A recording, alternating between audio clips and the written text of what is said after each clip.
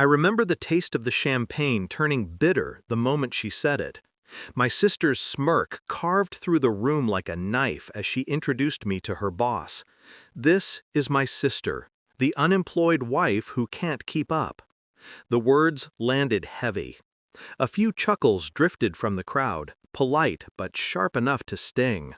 My husband's hand brushed mine under the table, steady, warning me not to break. I didn't. I smiled. Because in that moment, I knew something she didn't. And her boss, he knew it too. He glanced at me, measured, calculating. Then he turned to her, voice loud enough to still the music. "If anyone's losing their job today, it's you." The room froze. The bride, my sister, went pale beneath her painted perfection. But to understand that moment, you need to know how we got there. Backstory. Growing up, she was the golden child. Perfect grades, perfect hair, perfect lies. I played the shadow role, the quieter one. I loved her despite it all. I defended her when she stumbled. I thought blood meant loyalty. Then came the betrayal.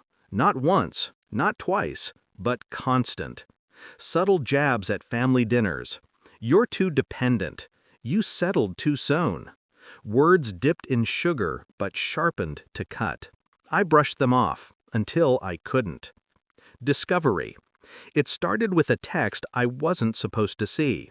She left her phone on my kitchen counter during one of her practiced visits, the kind where she inspected my life like a property appraisal.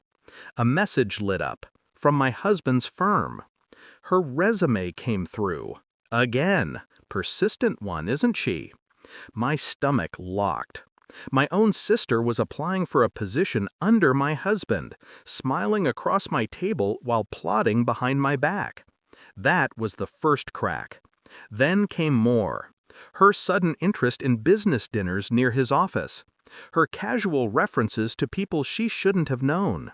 She was circling us, circling him. And then she went further, to my own boss. She tried to undercut me at work, feeding him rumors that I wasn't stable, that my marriage was falling apart, that I was unreliable.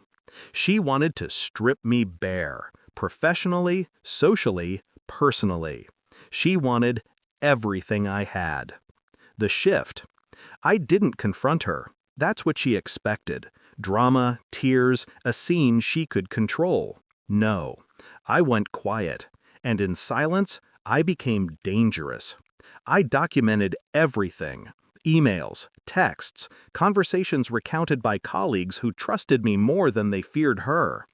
Every thread she pulled, I wound into a rope. And I shared it. Not with family, not with friends. With the people who mattered. Her boss. A man who despised disloyalty above all else. But I didn't hand it over immediately. Timing is everything. I waited for the perfect stage. Her wedding. The plan? I RSVP'd with a smile. Bought the dress she once mocked as too understated. My husband and I walked in arm in arm, united, steady. Every eye flicked toward us, whispers running like static. She had been telling stories. I knew it. She worked the room like a queen. Until she reached us. Until the venom slipped from her painted lips. And then I watched her boss step forward, exactly as I had planned. Climax. He didn't shout. He didn't need to. His words cut through the chatter, through the music, through the brittle glass of her image. "If anyone's losing their job today, it's you." Her laugh faltered. "Excuse me?" He pulled the folded papers from his pocket. My papers. My evidence. He didn't look at me as he handed them over. He didn't need to. We understood each other. "I don't tolerate betrayal," he said flatly. "You've been feeding lies about your own sister while trying to undermine her at work. Effective immediately, you're finished." Gasps rippled. Someone dropped a glass. My sister stood frozen, veil trembling, bouquet wilting in her grip. Her groom turned to her, confusion curdling into anger.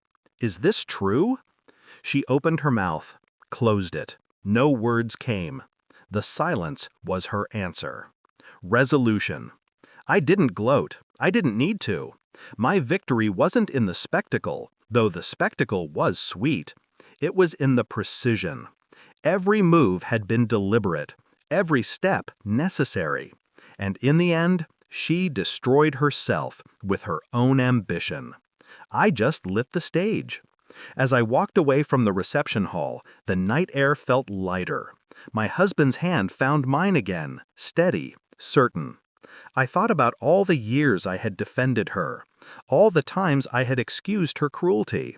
That ended tonight. She once told me I couldn't keep up, but the truth, she never saw me coming.